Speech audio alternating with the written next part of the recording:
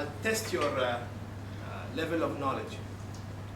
Who's the first person on the top left corner? Yes, Alex? No clue? How about the person on the left bottom corner? Bill Gates. What was his most important mission in life? In a very famous statement. I'm the richest man in the world. No, that was come on. Byproduct. He said yes, I want to put a PC in every house in the world. So powerful, isn't it? This was his last goal in the last list. When the contest, his was put a PC in every home in the world. How about this person, right hand corner? Yeah, he had a movie reflecting his story. The movie was made by Will Smith. The movie was called A Pursuit of Happiness. He's an American multi-billionaire, Chris Gardner. President. Chris Gardner. Chris Gardner, before becoming a multi-millionaire, he lived on the streets. He lived on the streets. He was homeless before becoming a broker. He had one powerful goal. One powerful goal. His father left him when he was 5.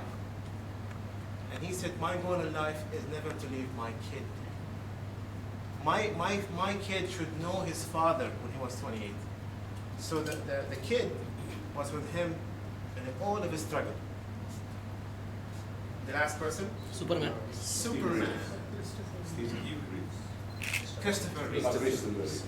Christopher Reeves, Superman, fell off the back of a horse, broke his spinal cord, and became paralyzed. Paralyzed below. I want to tell you. I want you to think about it very hard. First person. Yes, his Toastmaster. Alex now goes into his Toastmaster. He spoke last time, Marino. Yes. I'll tell you about it next time. The teaser. Continue. Then now we go to the third step. If you go now, go back to your house today with one thing from my presentation, this is the thing that you should take back home. I believe that a winning speech, any speech, regardless of how impressive or not impressive it is to write it down. Have a script. Trust me, guys. I'm a person who don't like to write speeches for myself, but I am forcing myself to write down speeches. Believe me, I plead. Please take the pain of going on your PC or laptop and typing in a speech. Don't be scared and don't be like put off, oh how lousy I write in English. Please write down that piece of paper. Because once you have it stored on your laptop, the process begins. You can send it via Facebook, Twitter, email, female, whatever you want. You have now the product in your hand. You can share it. So when people come to me in Toastmasters, please be my mentor. I have 2 conditions. Easy and straightforward. 2 conditions. Number 1, I'll be your mentor if you win at least division level contest. Oh, so hard. That's the game, man. I don't come free. I don't come cheap. If you win division level, I'll be your mentor. Number 2, show me your speech. I want to see your speech. I want to see the words, how they interact together in front of me before you present. Even if it was an icebreaker, write it down, share it, and get feedback. Very important. Click, please. Click again. This is, I won't go into much detail about this because these are the classic way how to write down an actual speech. Is the intro, body, and conclusion. I want to change this format into one take-home lesson. So the first take-home lesson is write down your speech. Very important. Second lesson, And you will see it everywhere, whether it was in Bahrain, Jordan, America, anywhere. Choose a story and make a point. That's it.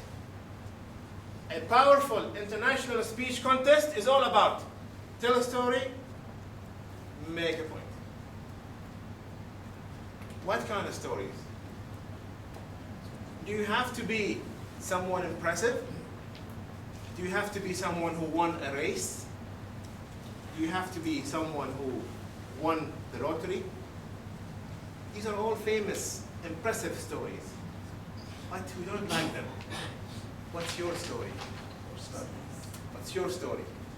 2005, I had a speech called the Barefoot Speech. Those old people in the room will remember it. The young ones will not remember it. I actually had this speech about my father. My father had a small kidney stone one night, but it was the first time that I saw him crying. Here's the man, here's the mountain I always depended on, I always relied on, and I watch him, 55 years old, weeping, crying in front of me.